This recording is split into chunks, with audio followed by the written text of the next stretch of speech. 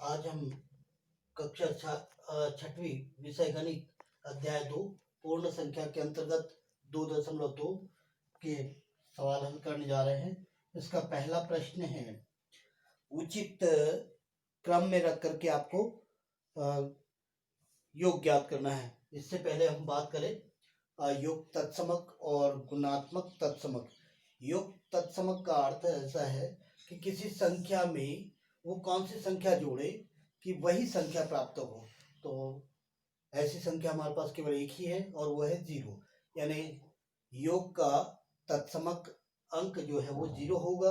और गुणात्मक तत्समक की बात करें तो ऐसी कौन सी संख्या है जो किसी संख्या में गुणा करने पर गुणनफल वही संख्या प्राप्त हो, तो वो उसका तत्समक कहलाएगी। तो वो तत्समक कौन सी संख्या है? 1 है। 1 को किसी भी संख्या से गुणा करिए तो आपको वही संख्या प्राप्त होगी। इसके बाद में हम चर्चा करते हैं कि उचित क्रम उपयुक्त क्रम में लगाकर योगफल ज्ञात करिए। जैसे आपको दिया है 337, या दूसरा सवाल देखते हैं। इसका पहला 837 प्लस 208 धन 363, इसको हमें हल करना है। तो इसमें सबसे पहले हमें क्या करना है कि उचित क्रम में रखना है इसको और उसके बाद योग ज्ञात करना है।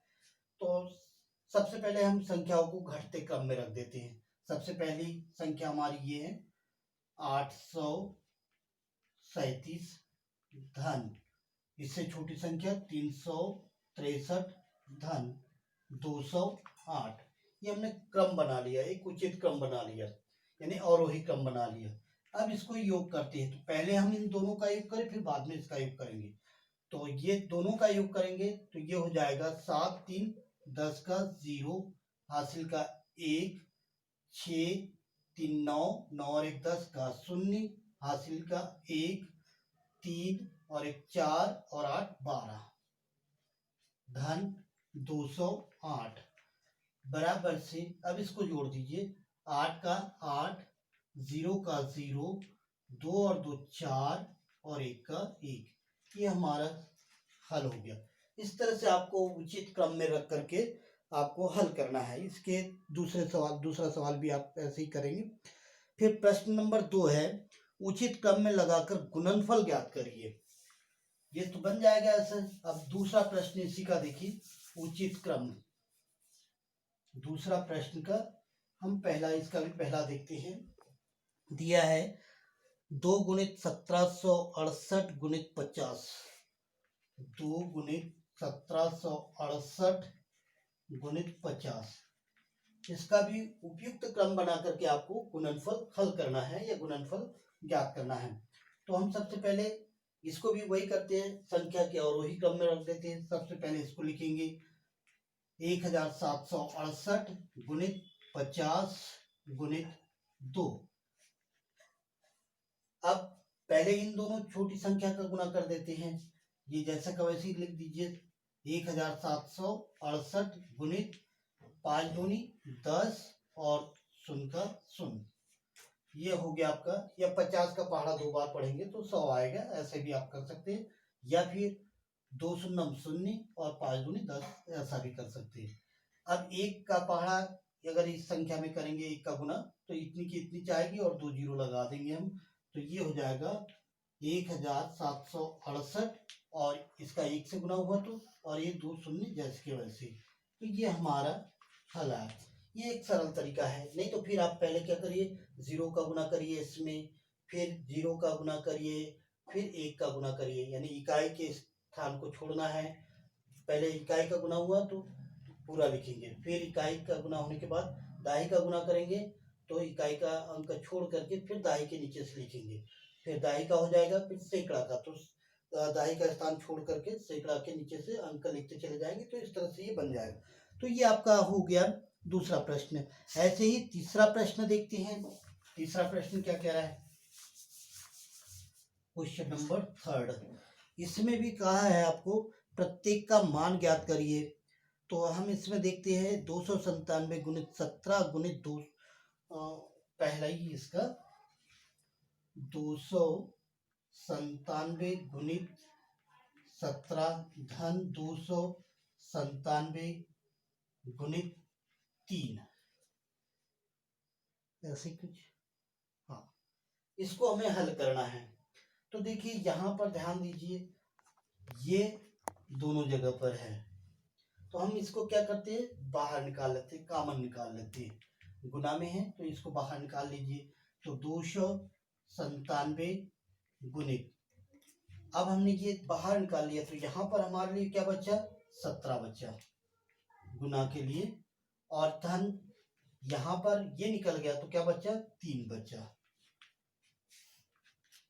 अब इसको जैसा का वैसे उतार दीजिए, 297 जैसा का वैसे, और इन दोनों को जोड़ दीजिए, तो 17 और 3 हो गया आपके 20, या 3 और 7 10, 10 का 0, हासिल का 1, 1 और 1 2, ये ऐसे भी कर सकते हैं।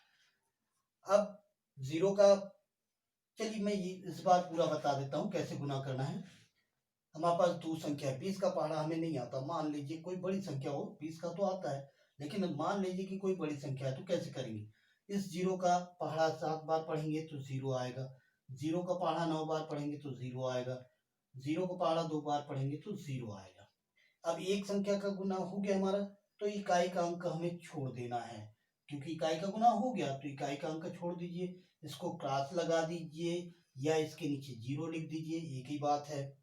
फिर 2 का पहाड़ा अब पढ़ना है आपको 7 बार, तो 7 दूनी 14, या 2 साते 14, 14 के 4, हासिल का 1, और 2 का पहाड़ा 9 बार, तो 2 9 18, 18 और 1 19 का 9, हासिल का 1, 2 का पहाड़ा 2 बार, 2 दूनी 4, 4 और 1 जो हमारे पास हासिल का था वो 5।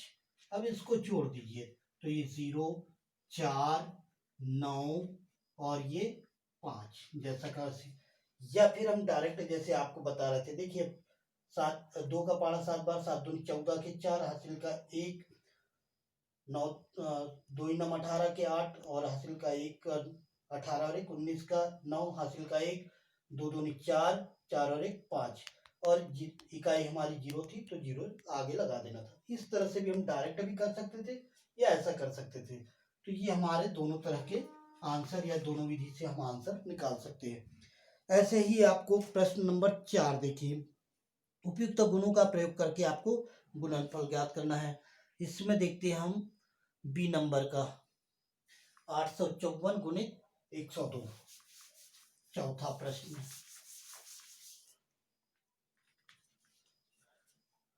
इसका बी पार्ट 854 गुणित 102, इसको हल करना है। तो हम सबसे पहले इसको बांट लेते हैं, वितरण या वितरण गुण का प्रयोग करते हैं। तो ये होगा 854 गुणित यहाँ पर 100 धन 2। अब इसको अलग अलग गुना कर दीजिए, ये हो जाएगा आपका 854 गुणित 100 धन 854 गुणित 2।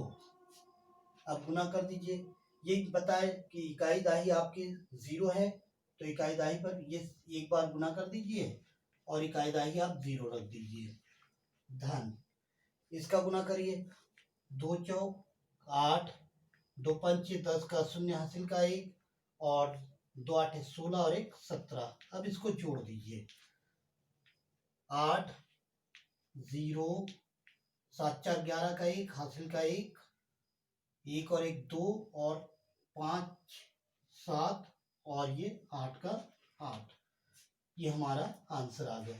ये सरल तरीका है, इस तरह से आप कर सकते हैं। अब इसी का देखते हैं हम प्रश्न नंबर 6। 5 आप करके देख लेना, नहीं बनेगा तो आप पूछ लेना। अब प्रश्न नंबर 6 की बात करते हैं। प्रश्न नंबर 6 कहता है कि एक दूध वाला है, सुबह दूध देता है वो 32 लीटर और शाम को देता है 68 लीटर। प्रश्न नंबर 6, सुबह वह दूध देता है, सुबह 32 लीटर और शाम को देता है 68 लीटर,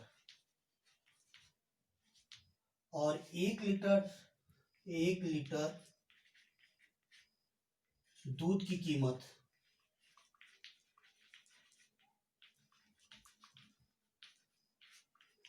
15 रुपए है। तो प्रतिदिन उसको कितना कितना पैसा मिलेगा या कितना राशि उसके पास आएगी। तो हम क्या करेंगे, सबसे पहले 32 धन 68, ये सुबह शाम का दूध हमने दोनों जोड़ दिया और इन दोनों को जोड़ करके हम 15 का क्या करेंगे, गुना कर देंगे, तो हमारे पास कुल राशि निकल आएगी। चलिए जोड़ते हैं इसको। तो ये हो गया 8 और 2 10 का, 0 हासिल का 1, 6 और 3 9 और 1 10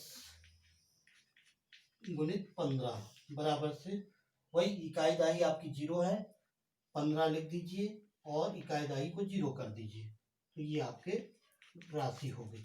इस तरह से आपको ये सवाल करना है, ये एक्सरसाइज करना है। इसके बाद में अगर जो नहीं बने तो आप हमसे पूछ सकते हैं।